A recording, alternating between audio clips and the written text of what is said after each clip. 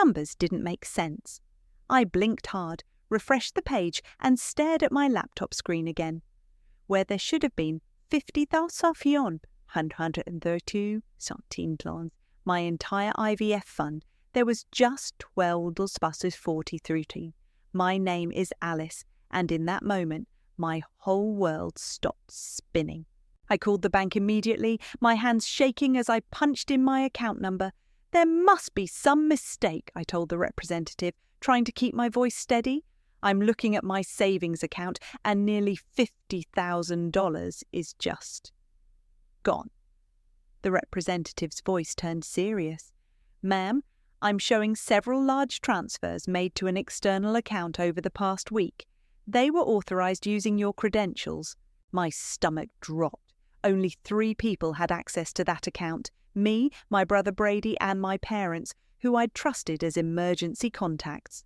I'd been so careful, working overtime for years, living in a tiny apartment, driving a beat-up car. Everything went into that fund. I hung up and called Brady. He didn't answer. Of course he didn't. My parents picked up on the 3rd ring. Mum, is Brady with you? Alice, yes, he's right here. Is everything okay? You sound upset. Put him on now. I heard shuffling, then Brady's voice trying too hard to sound casual. Hey, sis, what's up? Where's my money, Brady? Silence. Then, I can explain. You better start talking fast. Look, I got into some trouble. These guys, they were going to hurt me if I didn't pay. I was desperate. I'm going to pay you back, I swear. The blood rushed to my head so fast I felt dizzy. Gambling? You stole my IVF money to pay off gambling debts. Don't say stole. I borrowed it. I'm your brother. I heard Mum in the background. What's going on? Brady's voice got distant as he explained to them. I waited, expecting outrage on my behalf.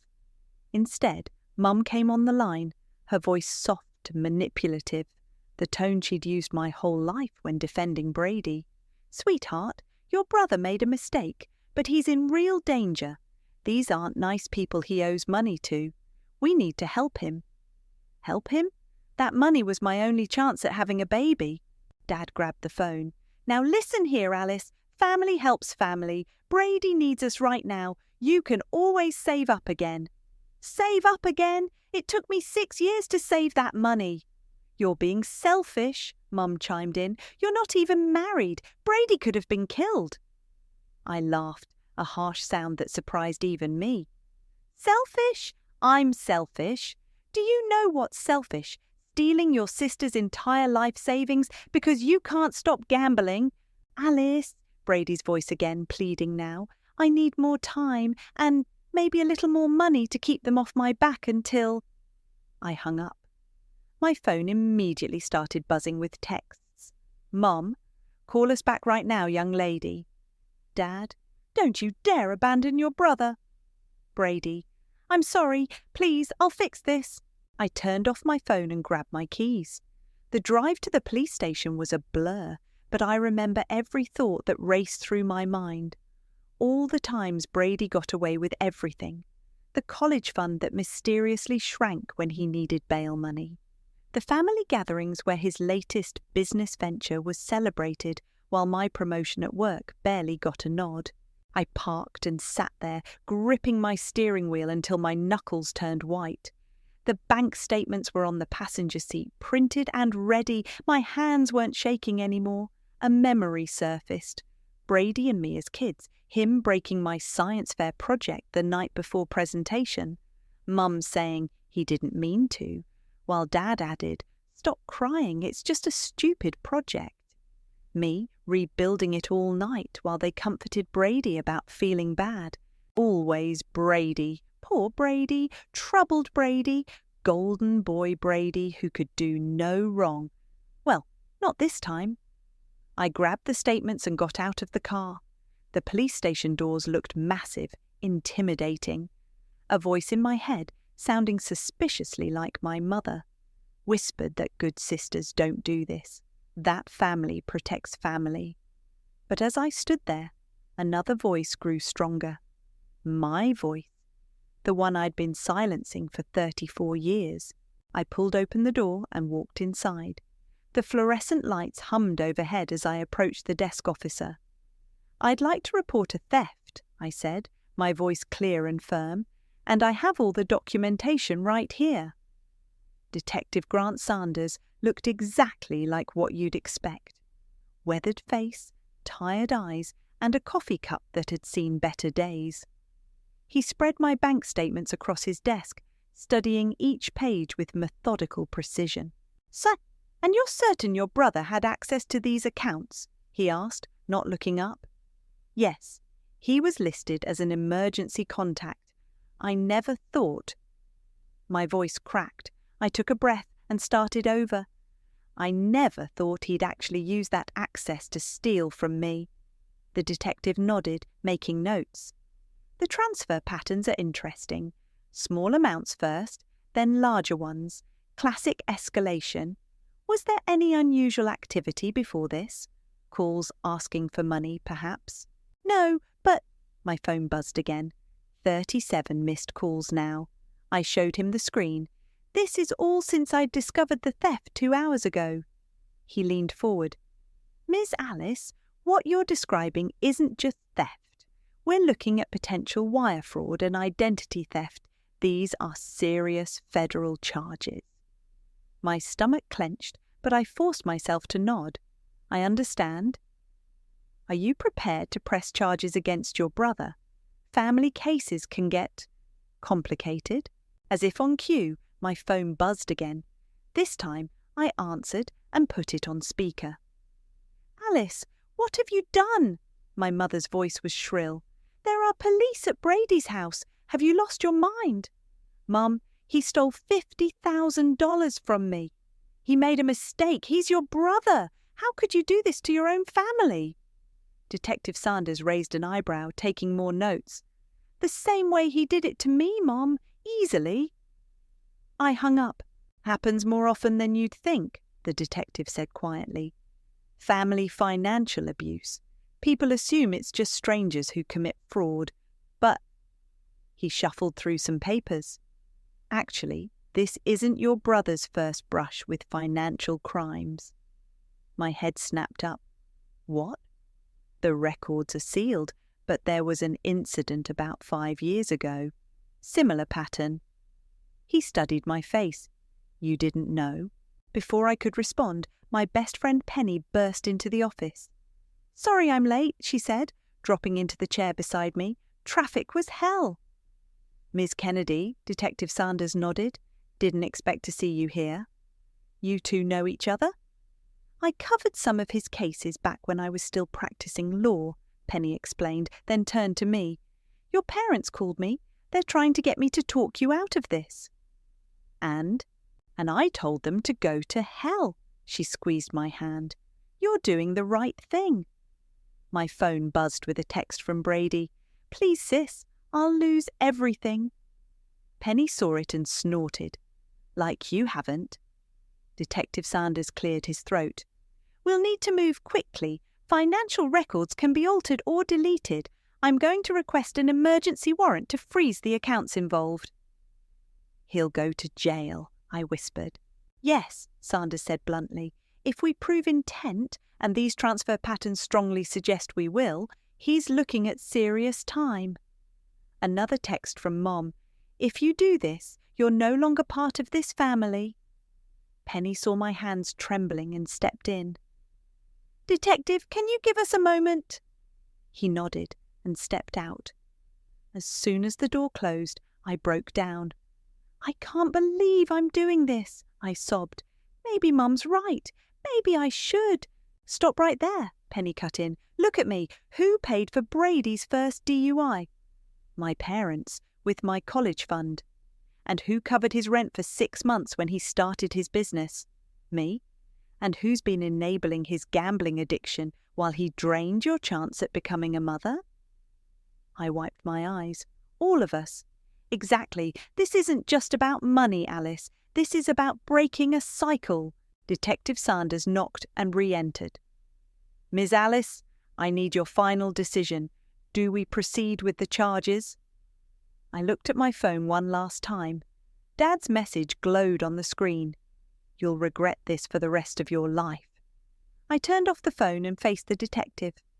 "Yes, and I want to know more about that sealed record you mentioned." He nodded grimly. "Then let's get started. But I should warn you, once we begin this investigation, we may uncover things you're not prepared for." "I'm done being unprepared," I said, straightening my spine. "I want to know everything." Penny squeezed my shoulder as Detective Sanders picked up his phone. "This is Sanders. I need an emergency warrant for case number." His voice faded as reality set in. I'd just started a war with my entire family, and for the first time in my life, I was ready to fight back. "You're not going to believe what I found," Penny said, bursting into my apartment with her laptop. It had been 3 days since I'd filed charges, and she'd been digging like a woman possessed. "What am I looking at?" I asked as she opened a file. "Court records from 5 years ago. Sealed, but—" She grinned. "I still have friends at the courthouse. Meet Paisley Dixon." The screen showed a restraining order filing. My brother's name jumped out immediately. Brady's ex-girlfriend. I remembered her vaguely. Pretty, quiet, worked at a bank. Ex-victim is more like it. Penny scrolled through documents. She accused him of financial exploitation, emotional abuse, and identity theft. Sound familiar? My coffee turned bitter in my mouth. What happened? Case mysteriously disappeared. She dropped the charges and moved away. But here's where it gets interesting. Penny pulled up bank records. 2 days before she withdrew her complaint, exactly $50,000 was transferred into her account. "From where?" "Your college fund." The mug slipped from my hand, shattering on the floor. "That's impossible. My parents told me the market crashed and—" "They lied." Penny's voice was gentle. "They used your money to buy Brady's freedom. Again." My phone rang. "Mom's 10th call today." I declined it. "There's more," Penny said. "I found Paisley." My head snapped up. "Where?" "Denver. She's willing to talk." 20 minutes later, we were on a video call. Paisley looked older than I remembered, her eyes harder. "I always wondered if you knew," she said without preamble, "about what they did to keep me quiet." I had no idea. She laughed bitterly. "Your mother showed up at my apartment, said if I didn't drop the charges, they'd destroy my career. Then she offered me money, your money apparently, to go away." "Why are you telling me this now?" "Because I saw the new charges on the court docket. He's doing it again, isn't he?" I nodded. "Then you need to know something. Your brother, he's not just a gambling addict. He's a predator. He finds people to exploit, uses them up, and your parents clean up his messes. They're as guilty as he is." My hands were shaking. "Did they threaten you?" "Your father did. Said he had friends in banking who could make sure I never worked in finance again. I was 25, terrified and alone, so I took the money and ran." "I'm so sorry." "Don't be sorry. Be smart. Check your parents' tax returns from that year. I bet they wrote off that hush money somehow. And Alice, watch your back. They won't just let you take Brady down." After we hung up, I sat in silence while Penny made coffee. "We need to confront your mother," she said finally, already on it. I grabbed my keys. 20 minutes later, I stood in my childhood home's kitchen. Mum was stress baking, flour on her cheeks. "Finally coming to your senses?" she asked without looking at me. I talked to Paisley Dixon. The mixing bowl clattered to the counter. "What?" $50,000, Mom, from my college fund. Ring any bells?" She wiped her hands slowly. "You don't understand. That girl was trying to ruin your brother's life. By reporting exactly what he did to her, what he's doing to me now. It's different. Your family. That makes it worse." I slammed my hand on the counter. "You took my future to protect him, just like you're trying to do now." "We did what we had to do." Her voice turned cold. to protect this family's reputation. What about protecting me? She turned away. You were always stronger than Brady. You could handle it. The truth hit me like a physical blow. You sacrificed me because I could take it. Someone had to be the responsible one. I pulled out my phone and played the recording of our conversation. Her eyes widened. What are you doing? Being responsible, I said, sending the audio to Detective Sanders. And Mum, I'm just getting started. Her face went pale. You wouldn't. Watch me. I'm done being the family sacrifice. I walked out, ignoring her calls behind me. In my car, Penny was waiting. How'd it go? She admitted it. I got it recorded. I started the engine, but something feels wrong, like we're still missing pieces. Well, Penny said, opening her laptop, let's see what else your family's been hiding. I found access to their cloud drive, and there's this interesting spreadsheet from your father. I pulled out of the driveway, leaving my mother's frantic figure in the rearview mirror. The truth was unravelling, and I was done trying to stitch it back together. Holy shit, Penny whispered, staring at her laptop screen. We were parked outside a coffee shop, reviewing the files from my family's cloud drive. Alice, look at this spreadsheet. The document was labelled Family Financial Records 2005-2010. At first glance it looked innocent enough, just columns of numbers and dates. Then I saw my social security number. Why is my SSN linked to all these credit card accounts? I leaned closer. I didn't open these. Penny's fingers flew across the keyboard. These are old accounts, opened when you were 17. The spending patterns are weird. High-end electronics, gambling sites, sports betting. That wasn't me. I didn't even have a credit card until college. No, Penny said grimly. This was your father. He used your social security number to open credit cards when you were still a minor. My stomach lurched. That's identity theft. It gets worse. Look at how the debts were paid off. She highlighted a column. Monthly payments from your trust fund, the one your grandmother left you. The coffee I'd just drunk threatened to come back up. How much? Over those 5 years, Penny calculated quickly. Around $40,000. My phone buzzed. Detective Sanders. Alice, we need to talk. Can you come to the station? 20 minutes later, we sat in his office while he reviewed the spreadsheet. This explains a lot, he said finally. We've been tracking Brady's financial history, and there's a pattern of identity theft going back years. But this, he tapped the screen, this is new. Will it help the case against Brady? It's bigger than Brady now. This is systematic family financial abuse. Your father could face serious charges. A knock at the door made us all jump. A young officer stuck his head in. Detective, you need to see this. Sanders read something on the officer's phone, his face darkening. Alice, did you drive here? Yes, why? Someone vandalized your car and left this. He handed me a photo of my car, windshield smashed with a note stuck under the wiper. Drop it now or you'll regret it. Penny grabbed my arm as I swayed. That's a threat. We'll need to document everything, Sanders said, already reaching for his phone. And Alice, don't go home tonight, stay somewhere safe. Back in the parking lot, crime scene techs photographed my car while I called my insurance company. A familiar voice made me freeze. What the hell did you do? My ex-boyfriend Jasper stormed toward me. Your father just called me in a panic about some investigation. Why would he call you? Because I handled their investments. Now the SEC is asking questions about irregular transactions and... He stopped, realizing he'd said too much. What irregular transactions, Jasper? He ran a hand through his hair. I can't discuss client matters. But you can warn them about investigations. Penny stepped forward, phone recording. Interesting ethical choice for a financial advisor. Jasper's face went red. This is none of your business.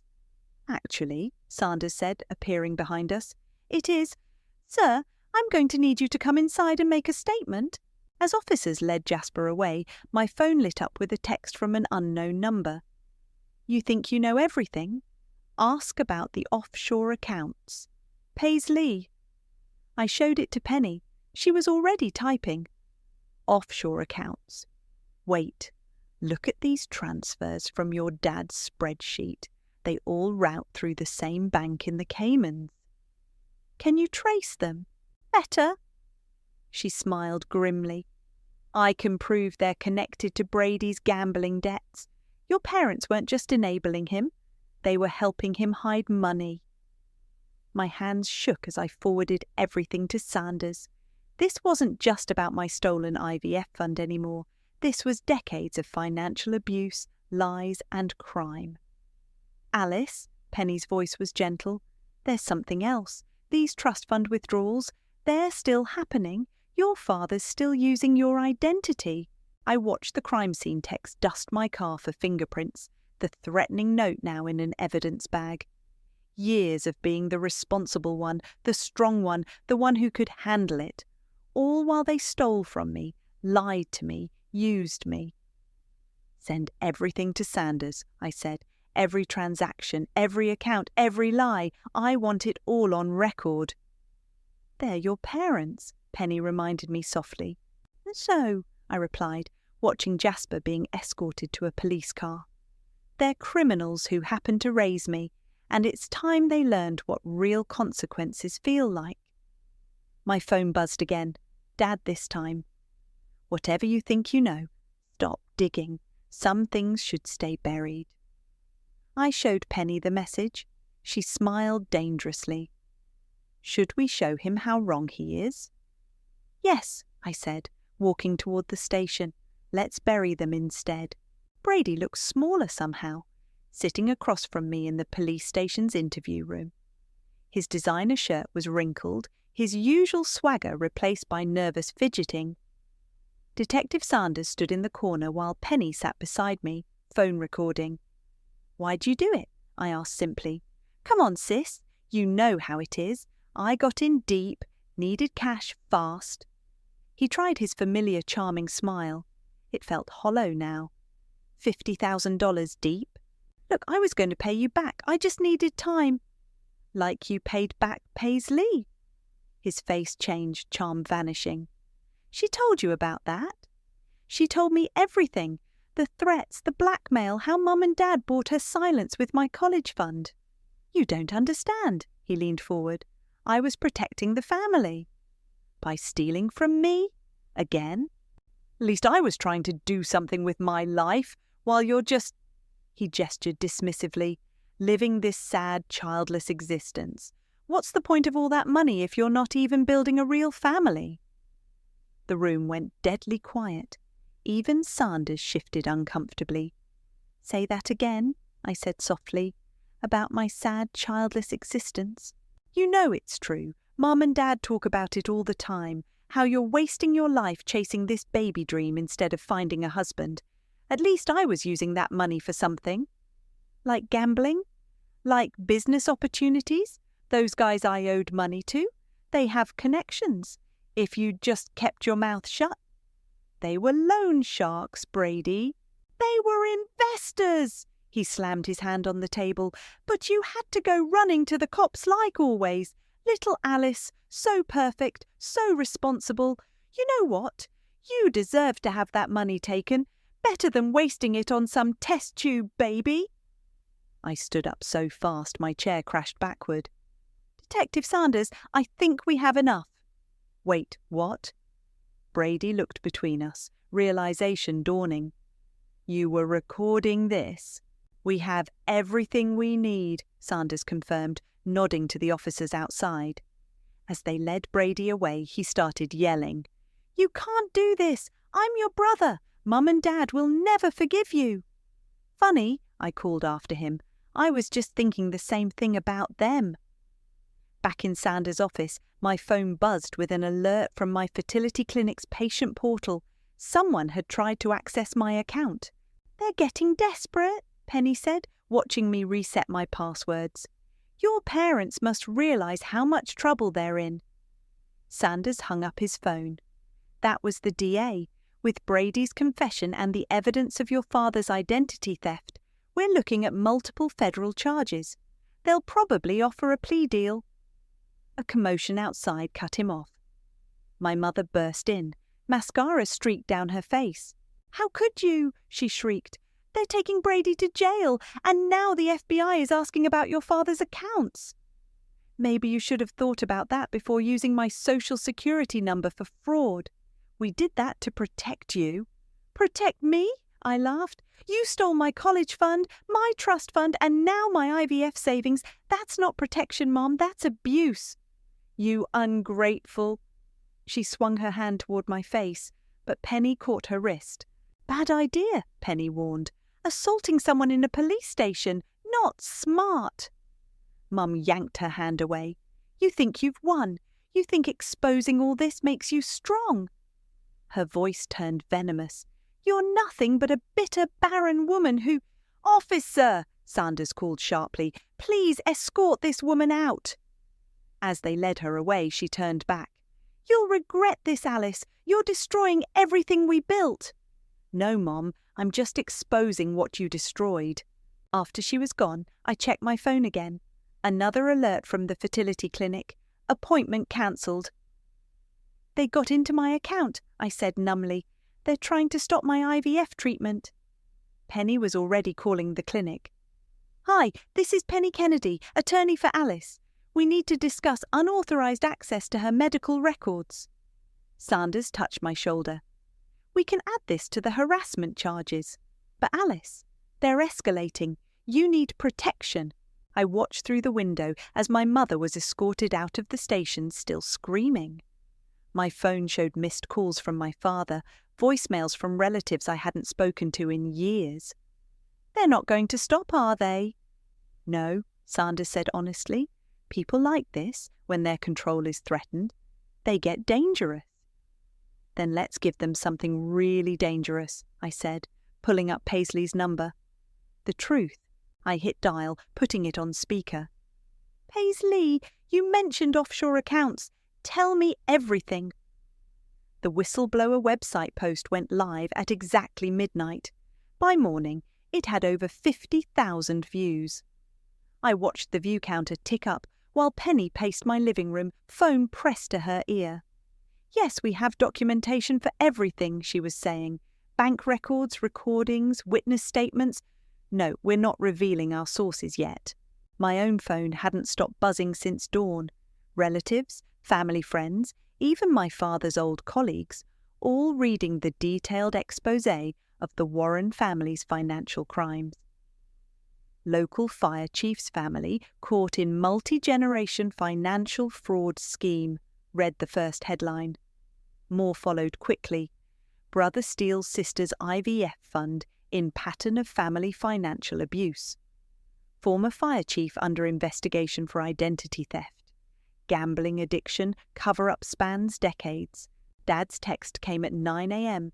"Take it down now. You have no idea what you're doing." Mum's followed minutes later. "The church board is meeting about your father's position. How dare you humiliate us like this?" "They're panicking," Penny said, hanging up. 3 different news outlets want interviews." A knock at the door made us both jump. Detective Sanders entered, looking grim. "Your father's been suspended pending investigation," he said without preamble. "The department can't risk the association, but that's not why I'm here." He handed me a thick folder. IRS just opened a formal investigation into the offshore accounts. "How bad is it?" "Bad enough that your mother's trying to make a deal. She wants to trade information about Brady's gambling connections for immunity." I laughed bitterly. "Of course she does, throwing one child under the bus to save herself. At least she's consistent." My phone rang. "Paisley." "You did it," she said when I answered. "They're actually facing consequences." "We did it," I corrected. "Your information about the offshore accounts broke it wide open." "Alice," Penny called from the other room, "you need to see this." I found her staring at her laptop. A local news website showed my parents outside their church, Mom crying perfectly for the cameras. "We're victims too," she was saying. "Our daughter. She's troubled. Has been since she couldn't have children naturally. This vendetta against her family." "Turn it off," I snapped. "Wait," Sanders said, moving closer. "Look behind them." In the background, partially hidden by the church doors, stood my ex-boyfriend Jasper, talking intensely with my father. "Zoom in on his hands," Sanders instructed. Penny did. Jasper was holding papers. "Those look like account statements," she said. "They're going to try to hide the money," I realized. "Move it before the IRS freezes everything." Sanders was already on his phone. "This is Detective Sanders. I need an emergency warrant." Another knock at the door. This time, a courier with an envelope. "Miss Alice, your father asked me to deliver this personally. Inside was a check for $60,000 and a note. Take this and end it. Last chance." I handed it to Sanders. Add attempted bribery to the charges. My phone buzzed with a text from an unknown number. "Smart girl. Daddy's getting sloppy. Check the church's financial records. P." "The church?" Penny was already typing. "Why would... Alice, look at this. The church's building fund. The numbers don't match the construction costs." "Money laundering," Sanders said quietly. "Through the church." I sank into a chair. All those years of them acting so righteous, so perfect. The respected fire chief, the devoted wife, the charitable church leaders. While stealing from their own daughter, Penny finished.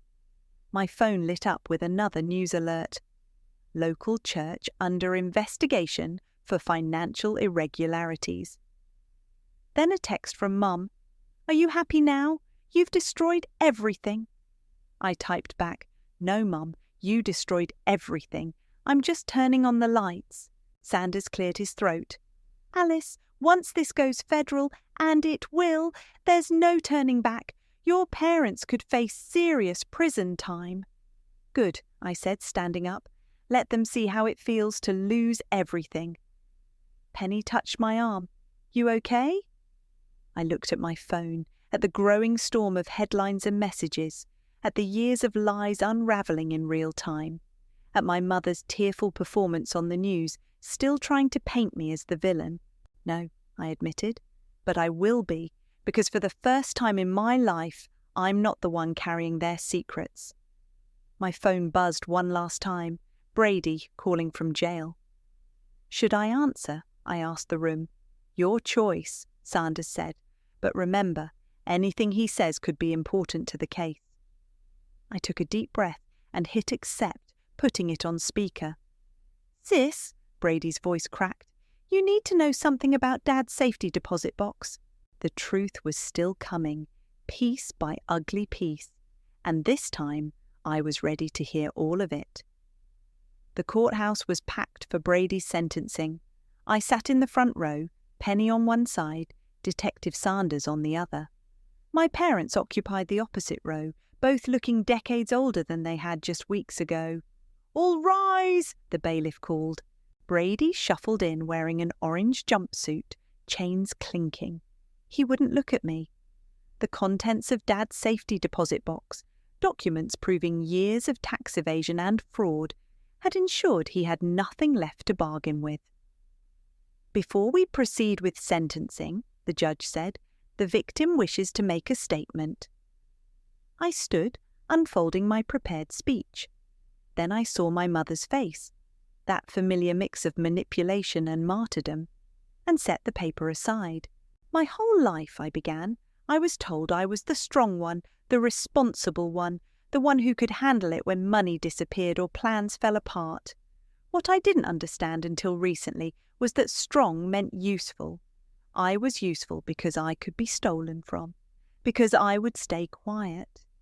Brady shifted uncomfortably. Dad stared at the floor. "I worked 60-hour weeks saving for IVF, lived in a tiny apartment, drove a car held together with duct tape. While my brother gambled away hundreds of thousands, while my father committed tax fraud, while my mother covered it all up, I did everything right, and still they took it all. Mum started to stand, but Dad pulled her back down. But this isn't just about money. This is about a family built on lies, about parents who taught their son he could take whatever he wanted, and taught their daughter she existed to be taken from. I turned to face Brady directly. You said I was living a sad, childless existence. But you know what's sad? A grown man so broken by his parents' enabling that he'd steal his sister's chance at motherhood. A family so twisted they'd rather destroy their daughter than admit their son needs help. Does she— Objection! Brady's lawyer stood. This is inflammatory. Overruled, the judge said quietly. Continue, Ms. Alice. The prosecution has proven the financial crimes, the identity theft, the fraud, the gambling, but they can't show you the deeper crime, what it does to a child to know she'll never be worth protecting, to realize her only value to her family was as a resource to be drained. My voice cracked. Penny squeezed my hand. My brother stole my money, my parents stole my trust, but I won't let them steal anything else, not my future, not my chance at motherhood, and not my voice. I'm done being the family ATM, done being the strong one, done being quiet. I looked at my mother's tears, my father's shame, Brady's slumped shoulders. Your Honour, I'm not asking for mercy in sentencing. I'm asking for justice, not just for my stolen savings, but for every child taught that love means letting yourself be destroyed, for every family secret that poisons another generation, for every strong one who's still staying quiet. The courtroom was silent when I sat down. Even Brady's lawyer looked shaken. The judge adjusted his glasses. Mr. Brady, do you have anything to say before I pass sentence? Brady stood slowly. I just want my sister to know. Save it, I cut in. I'm not your sister anymore. I'm just your victim. And I want you to remember that every day you're in prison. The judge nodded. Very well, taking into account the severity of the crimes, the pattern of behaviour, and the devastating impact on the victim. He paused. I sentence you to 8 years in federal prison, with no possibility of parole for 5 years. Mom wailed. Dad tried to approach me, but Sanders stepped between us. This isn't over, Dad hissed. The IRS investigation. We'll show everything, I finished. Every fake account, every laundered dollar, every crime you committed using my identity, and I'll be there for your sentencing too. As Brady was led away, a court officer approached me. Ms. Alice, we found these in the defendant's possession. She handed me a plastic bag. They were marked for disposal, but given the contents. Inside were my IVF medication vials, the ones that had disappeared from the clinic. They were smashed, the expensive hormones spilled and useless. He was carrying these? Penny asked incredulously. Like a trophy, Sanders said quietly. I stared at the broken vials, feeling something final snap inside me. Detective, make sure this is added to the evidence for my parents' trial. I want everyone to see exactly what kind of family they really are.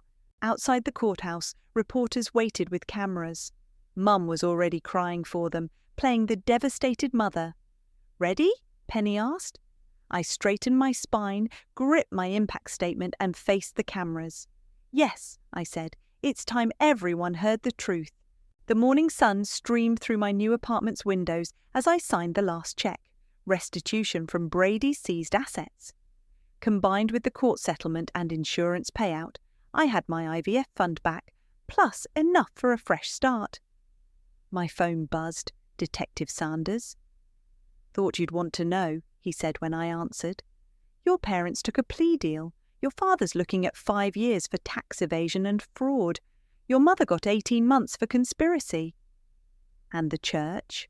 Under new leadership, they're cooperating fully with the investigation. I thanked him and hung up just as Penny burst through the door, waving a newspaper. Have you seen this? She spread it on my counter. The headline read, Family Financial Abuse Support Group launches after Warren Case. Below was a photo of Paisley and me at the support group's first meeting. We'd started it after dozens of people reached out with similar stories: adult children discovering their parents' financial abuse, siblings stealing inheritances, families destroyed by enabled addiction. "We're making a difference," Penny said softly. "We are." I showed her my phone, an email from my new fertility clinic confirming my appointment, and I'm finally moving forward. "Speaking of moving forward," she pulled out her laptop. "Remember that whistleblower post? It's being turned into a documentary. They want to interview you. About family financial abuse? About survival? About fighting back? About—" She was interrupted by another knock. Jasper stood in my doorway, looking uncomfortable. "Alice, please, just hear me out." "Why? So you can explain why you helped my father hide money?" "I came to give you this." He handed me a USB drive. "It's everything. All the offshore accounts, all the transactions. I already gave copies to the FBI, but you deserve to know the whole truth." "Why now?" "Because you were right about all of it, and because—" He swallowed hard. "Because when we were together, I knew what they were doing to you. I was part of it. I'm sorry." I took the drive. "Get out." After he left, Penny examined the drive. This could help with the federal case. "Forward it to Sanders," I said, turning back to my clinic paperwork. "I'm done looking backward." My phone buzzed with a text from Mom. "Please visit. We can still be a family." I deleted it without responding. "You okay?" Penny asked. "Actually, yes." I looked around my new apartment. No more tiny studio, no more duct-taped car, no more sacrificing everything for a family that only saw me as a resource. "I'm really okay." "Good, because—" She pulled out one more surprise, a small gift bag. "The support group pitched in. They wanted you to have this." Inside was a delicate silver necklace with a simple pendant, a phoenix. "They said you showed them how to rise from the ashes," Penny explained. My doorbell rang again. This time it was a delivery. The package contained a single document, my mother's written confession detailing every theft, every lie, every manipulation.